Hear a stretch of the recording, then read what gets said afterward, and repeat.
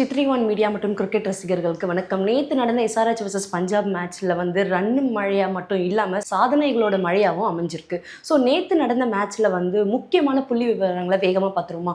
First சம்பவம் 1 அப்படின்னு என்னென்னு பார்க்கும்போது பார்த்தீங்கன்னா 22 வயசு ஃபாரின் பிளேயர். ஸோ கூப்பர் கானலி அவர்கள் பார்த்தீங்கன்னா நேற்று வந்து சதம் அடித்து பயங்கரமான மாஸ்க் அமைச்சிருந்தார் பஞ்சாப் சைட்லேருந்து.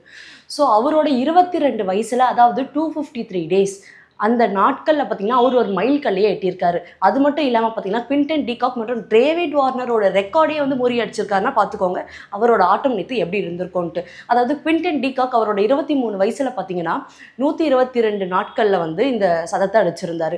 டேவிட் வார்னர் பார்த்தீங்கன்னா வந்து 23 வயசில் அவருக்கு 23 வயசு இருக்கும்போது பார்த்தீங்கன்னா அதுவும் 153 டேஸில் வந்து இந்த மைல் கல்லை எட்டியிருந்தார். ஆனால் இப்போ வந்து கூப்பர் கானலியோட ஏஜ் என்னன்னா ஜஸ்ட் 22 வயசுலேயே பார்த்தீங்கன்னா அவர் இந்த மைல் எட்டியிருக்காரு, சதம் அடிச்சிருக்காரு அப்படின்றது ஒரு மிகப்பெரிய சாதனை அமைஞ்சிருக்கு. ஸோ சம்பவம் 2 அப்படின்னு பார்க்கும்போது பார்த்தீங்கன்னா பஞ்சாபுக்கு அகெயின்ஸ்டா அதாவது சதம் அடிச்ச வந்து முதல் பிளேயராக அமைஞ்சிருக்காரு, அதுவும் 22 வயசுல அப்படின்றது ஒரு மிகப்பெரிய சாதனை.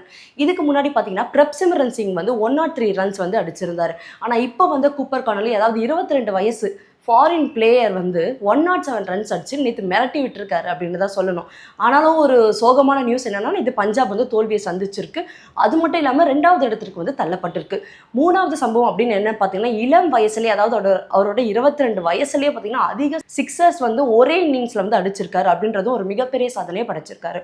ஸோ சம்பவம் 4 அப்படின்னு பார்க்கும்போது பார்த்தீங்கன்னா எஸ்ஆர்எச் வந்து 220+ ரன்ஸுக்கு மேலே அடித்து ஒரு டார்கெட்டை செட் பண்ணியிருந்தாலும் அவங்க அந்த 220 ரன்ஸை வந்து சேஸ் பண்ணியிருக்காங்க. அதாவது 11 times 220+ ரன்ஸை சேஸ் பண்ண ஒரே டீம் அப்படின்ற 100% ரெக்கார்டை வச்சிருக்க ஒரே டீம் வந்து எஸ்ஆர்எச் தான். ஸோ அது மட்டும் இல்லாமல் பார்த்தீங்கன்னா சொந்த மண்ணில் தோத்ததில் வந்து பஞ்சாப் வந்து 9 வாட்டி வந்து எஸ்ஆர்எச்சோட மைதானத்தில் தோத்துருக்காங்க பஞ்சாப். ஸோ லாஸ்ட் என்ன அப்படின்னு பார்த்தோம்னா எஸ்ஆர்எச் வந்து 220+ ரன்ஸை வந்து அதிக முறை வந்து சேஸ் பண்ணியிருக்காங்க. இதுக்கு முன்னாடி Chennai super Kings vs RCB இவங்க 2 பேர் ஆடினதில் பார்த்தீங்கன்னா சென்னை சூப்பர் கிங்ஸ் வந்து 8 times வின் பண்ணியிருந்தாங்க. ஸோ அதை முறியடிச்சு எஸ்ஆர்எச் அணி பார்த்தீங்கன்னா 11 டைம் வந்து 220+ ரன்ஸை வந்து சேஸ் பண்ணி சம்பவம் பண்ணியிருக்காங்க அப்படின்னு தான் சொல்லணும். அது மட்டும் இல்லாமல் நேற்று மேட்ச்சில் வந்து பஞ்சாபை வந்து கீழே தள்ளியிருக்காங்க எஸ்ஆர்எச். இப்போ எஸ்ஆர்எச் வந்து முதல் இடத்துக்கும் போயிருக்காங்க. ஸோ இதனால பார்த்தீங்கன்னா வந்து டேபிள் டாப்பில் இருக்கிறவங்க வந்து மேலே தான் இருப்பாங்க அப்படின்னு சொல்ல முடியாத அளவுக்கு பஞ்சாப் 2nd இடத்துக்கு போயிருக்கு. அது மட்டும் இல்லாமல் ஆர்சிபி 3வது இடத்துக்கு தள்ளப்பட்டிருக்கு. ஸோ அடுத்து என்னென்ன நடக்குது அப்படின்ற சுவாரஸ்யமான அப்டேட்ஸோட வரேன். நன்றி.